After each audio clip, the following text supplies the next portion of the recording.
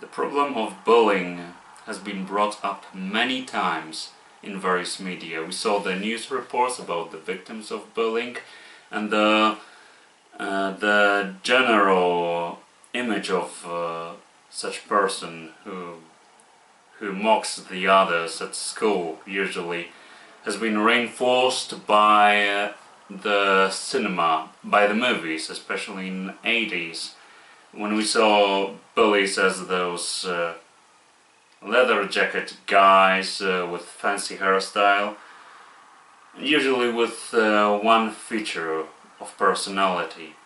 None of those media has ever got deep into the problem.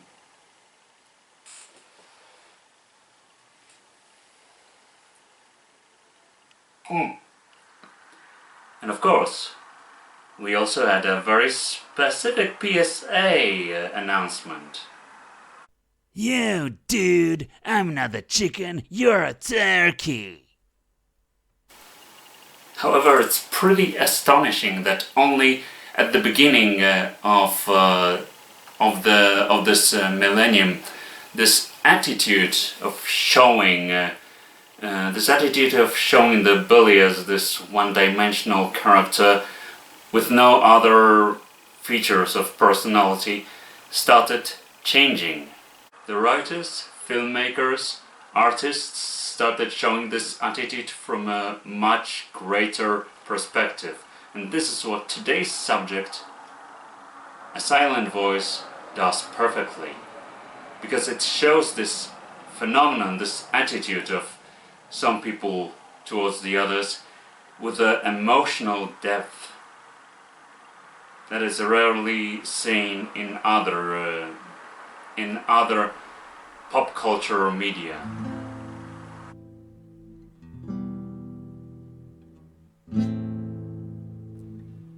Saying that bullying is the subject of A Silent Voice would be a superficial statement. It is certainly in the core of the whole story.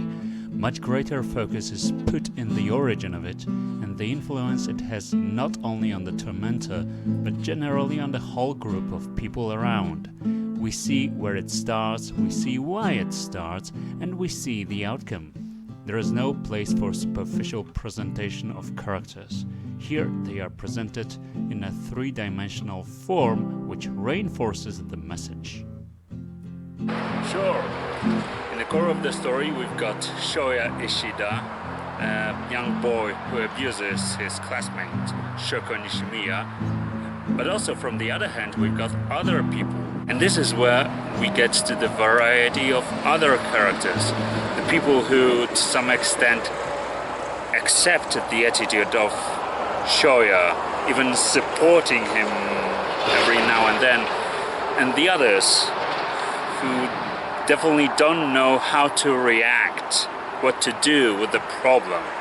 And this is what made me thinking, is A Silent Voice really a story of an abuse? Or maybe it also shows our lack of ability to deal with some problems that we still anyway have to learn how to deal with. In opposition to many other stories of this type, A Silent Voice dismisses the didactic tone, letting the readers observe the development of the characters. In this 7-volume story we have got the representatives of various archetypes. A top student who does everything to be the voice of wisdom of the group, a side observer who was a victim of bullying himself, a former classmate who let go of her shyness becoming an independent person, the voice of consciousness who leaves the main character when being completely ignored, returning to him when he goes through complete change of attitude, and a new high school colleague who marks a new beginning for Shoya.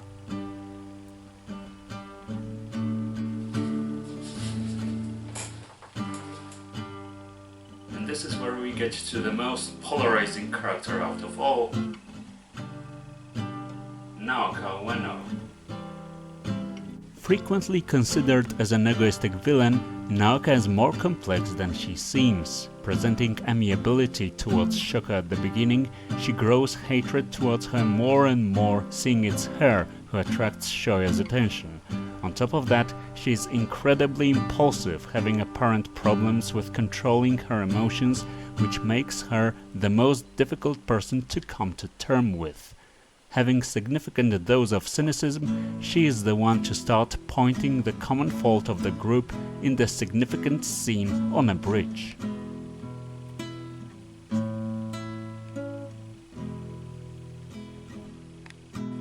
However, the moral of the story hits such an emotional tone because it doesn't focus only on the group of teens, but also on the adults that surround them.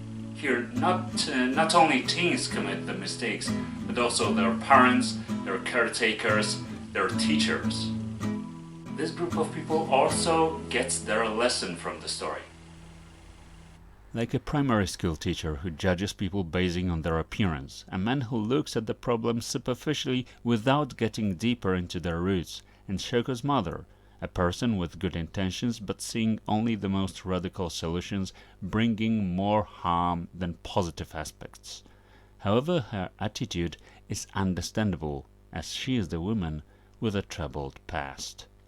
Both being contrasted with the people of a more productive moral system. In terms of Shoko and her sister Yuzuru, it's their grandmother, a constant motivator and a good spirit of the story. In terms of Shoya, however, it's his mother who teaches his son about right and wrong by pointing the mistakes he does and showing how to fix them. In general, the story is told in such a way that many of the readers can consider it as their own mirror. The variety of characters lets us find the one each of us can sympathize with. But if you ask me which character of the story suits me the most, I'd say that would be Tomohiro.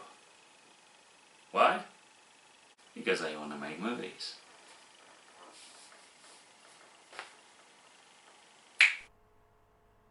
Oh boy, I think I have accidentally turned off the video. Well then, see you next time, I think.